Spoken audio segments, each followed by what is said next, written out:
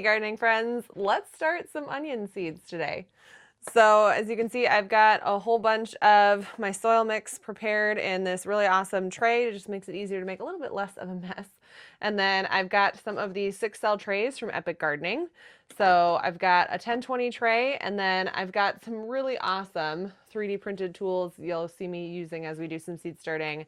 My husband got a 3D printer this last year, and it has turned out to be beneficial for some of my gardening stuff as well. So I've got tampers, I've got little dipper tools, I've got a teeny little seed scoop, and then I've got even bigger dippers and stuff like that. I also have a really cool tool that I'll be able to use to help push out all of my pods once I've got everything nice and grown. So let's get started.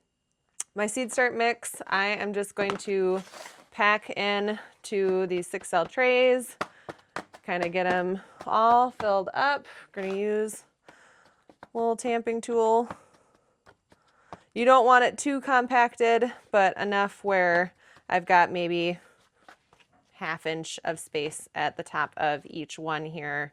And then we'll be sprinkling some seed start mix back on top.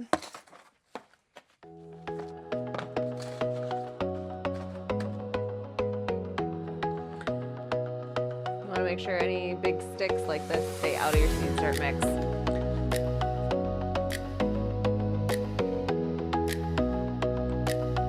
There we go. All right, so now that I've got all of my soil and seed start mix prepped in the 6-cell trays, never forget to label where you are putting all of your different seeds. So we are going to be doing 2 6-cell trays full of the yellow sweet Spanish. So these are going to go in here, and we'll do right next to each other.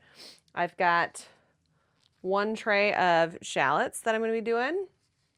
I've got 1 that we're going to try of the Maui onion,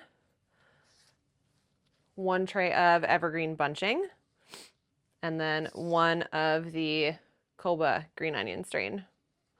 So from here, I'm going to take these. I'm just going to put them side by side by side so I don't get any mixed up here. And we are going to go ahead and plant some seeds. All right, so we're going to do this next part without gloves because I don't know about you guys, but when I'm handling teeny tiny onion seeds, I like to see them against the palm of my hand, and my black gardening gloves are going to make that a little bit more difficult. So we are starting with the Maui yellow onions, and I'm going to use this little scoop here, see if I can get a bunch of seeds. And for onions, I'm going to be planting maybe 2 to 3 seeds in each cell. So these are going to be about 1/4 inch deep. And all I'm going to do is I'm going to carefully use my fingers, find 2 or 3 seeds, and place them just on the top of the soil. And we'll see how well these germinate. Again, I've never grown these before. We picked them up in Hawaii. So Maui onion seeds done. I'm going to set those aside. Evergreen bunching, rinse and repeat. So carefully open up your seeds because onion seeds are teeny. And then we are going to carefully 2 or 3 at a time.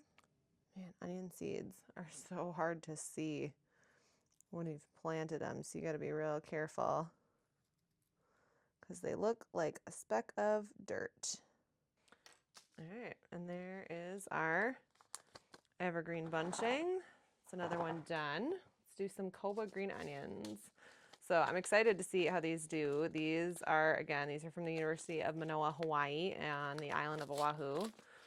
Saw them while visiting a botanical garden out there with my family, and thought, let's try another strain. Donate some money back to the island. Grow some fun new stuff in the process. There are a lot of seeds in this packet. Wow. Way more than I thought I was going to get. Probably about that much. Okay.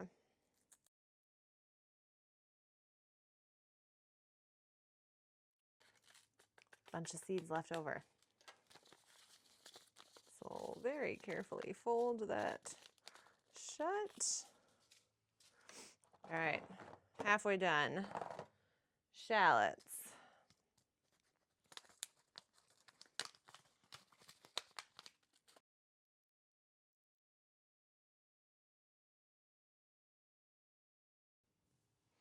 All right, there we go. Last but not least, yellow sweet Spanish onions. We will carefully peel open this pack.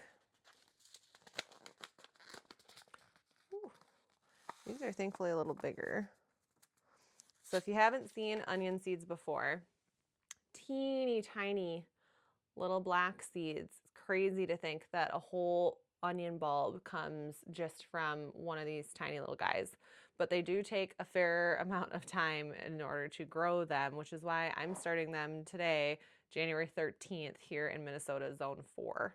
So we are going to carefully plant out a bunch of onions. And again, only doing 3 to 4 if one accidentally drops per tray, or I should say per cell.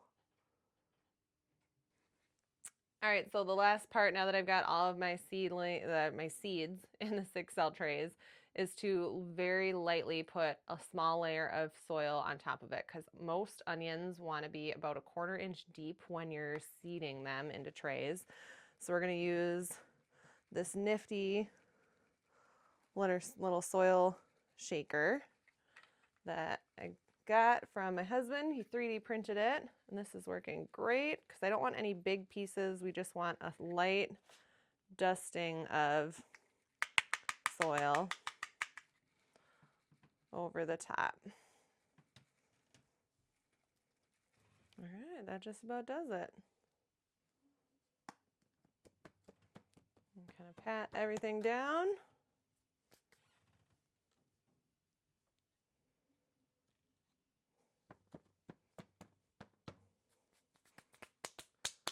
All right, so next step is to put these back in the 10-20 tray, and then I'm going to be bottom watering them, because what you don't want to do, especially when using humidity domes, is top water your seeds, because that could lead to a higher chance of mold and fungus growth on that top layer of soil. All right, so I've got all of my trays of my different onion varieties set in the 10-20 tray. Just filled it up with about, I don't know, not even up to a first knuckles worth on my pinky of water. So enough where it should soak up all of the water from the bottom up. And then if I need to, I've got a hand pump and I can spray just the tops lightly. But again, wanting to avoid any sort of mold or fungus growth on the top of the soil. All right, guys, so let's talk next steps then once you've got your seedlings in your 6 cell trays in some sort of a base tray, if this is what you're choosing to use for your setup. So I've got mine on a heat mat. I've got some heat mats from a company called Vivo Sun, who I've got a few of their different products from. And the reason why I've got this one in particular is because I like that it comes with this built-in thermostat. So I can make sure that the soil stays between 70 to 75 degrees over the next week or so while these seeds start to germinate. I don't want those seedlings to get too cold, hence the heat mat. And then we're also going to be placing a humidity dome over the top with a little bit of airflow, just to, again, prevent any sort of mold or fungus on these seeds. And then the next step that I'm going to have to do is, once I get the humidity dome on, I am going to want to make sure that I set this so that the lights on this setup, let me grab my dome here. I want to set it up so my lights